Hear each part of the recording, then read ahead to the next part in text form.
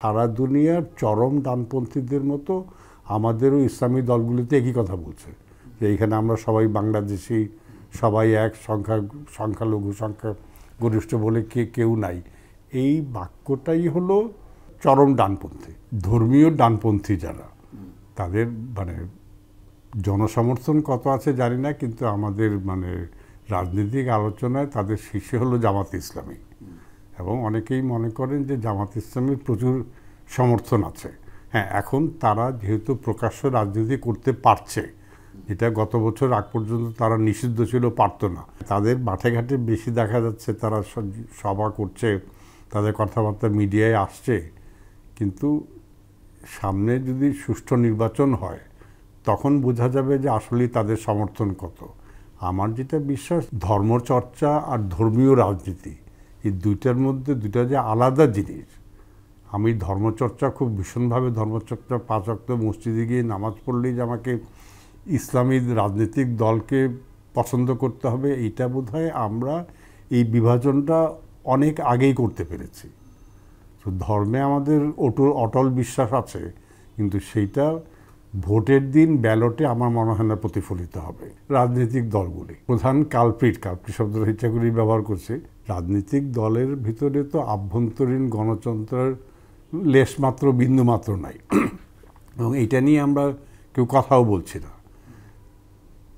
যে নিজের মধ্যে কোনো গণতন্ত্র চর্চা নাই, তাকে বলবেন যে মানে দায়িত্বে এসে দেশটাকে গণতান্ত্রিক পদ্ধতিতে চালাবে, এটা হতেই পারে না। এই যে একটা মানে গভীর যে একটা মানে দ্বিমুখী অবস্থান, আপনি একটা প্রতিষ্ঠান দিয়ে দেশ চালাবেন যে প্রতিষ্ঠানের মধ্যে গণতন্ত্র নাই, আর ওই প্রতিষ্ঠানই যখন দেশ চালাবে গণতান্ত্রিক উপায়ে পদক্ষেপগুলি নিবে, এটা হতেই পারে না। এবং আমাদের যে গণতন্ত্র, আপনার যে প্রশ্ন, যেটা গণতন্ত্র চর্চার কোনো সুবাতাস বইছে কি না, বইছে না। কারণ রাজনৈতিক দলের মধ্যে আমরা গণতন্ত্র চর্চার কোনো গত 1 বছরে তো আমি একটাও চিন্তা করতে পারি না যে রাজনৈতিক দলের কোনো মানে ধরুন উপজেলা ইউনিটি হোক, মানে ওই উপজেলা ইউনিটে ওই দলের ধরুন হোয়াটএভার করিম দলের মধ্যে উপজেলা ইউনিটের প্রধান কে হবে, ওইটা করিম দলের লোকজন বসে মিলে গণতান্ত্রিক উপায় ঠিক করেছে, একটা উদাহরণ তো নাই। কেন্দ্রীয় পর্যায়ে তো অনেক দূরে। তো এখন ওই দৃষ্টিতে আমি খুব কিন্তু হতাশাগ্রস্ত হয়ে পড়েছি। আমরা গণতন্ত্রের কথা বলছি, কিন্তু রাজনৈতিক দলের মধ্যে গণতন্ত্র চর্চার কথা বলছি না। গণতন্ত্র চর্চার রাজনৈতিক দলেরও স্বপ্রণোদিত কোনো পদক্ষেপ দেখছি না।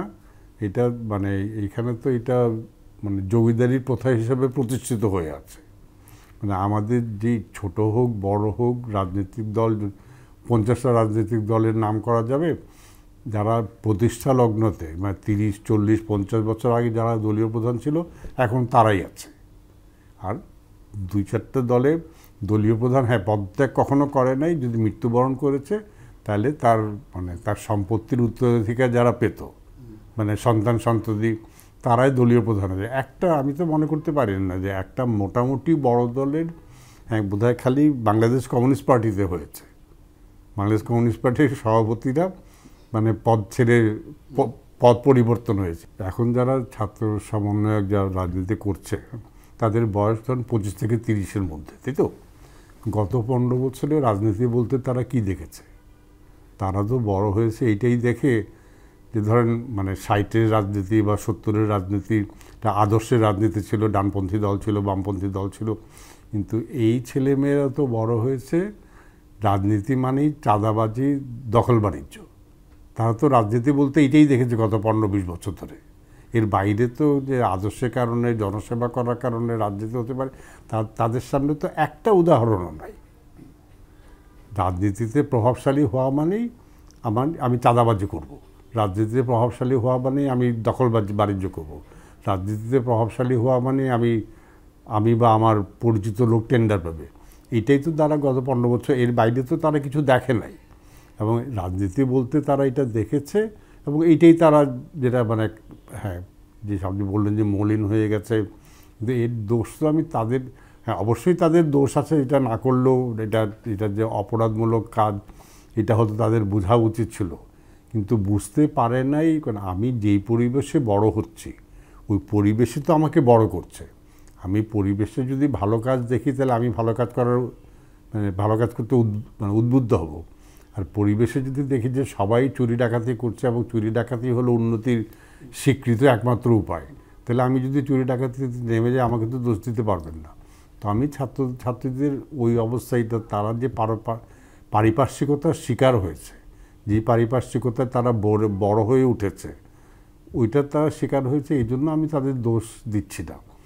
আমরা যারা বয়সে তাদের তুলনায় বেশি, আমরা তো ভালো রাজনীতির কোনো উদাহরণ তাদের জন্য, যারা উঠতি বয়সের ছেলে মেয়ে তাদের জন্য তো আমরা রেখে যেতে পারি নাই। আমার মনে হয় যে তাদেরও এটা বদলতি হবে।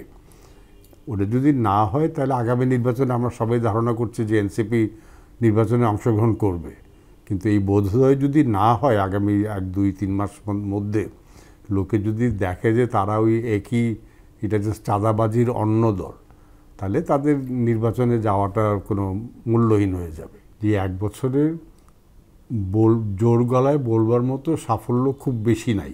দুর্নীতি বিভিন্ন মামলা বাণিজ্য, এই জামিন বাণিজ্য, এইসব সবই তবে চাঁদাবাজি, আগে 1 লক্ষ টাকা চাঁদা দিতে, এখন 5 লক্ষ টাকা দিতে হচ্ছে। এগুলি সবই বেড়েছে।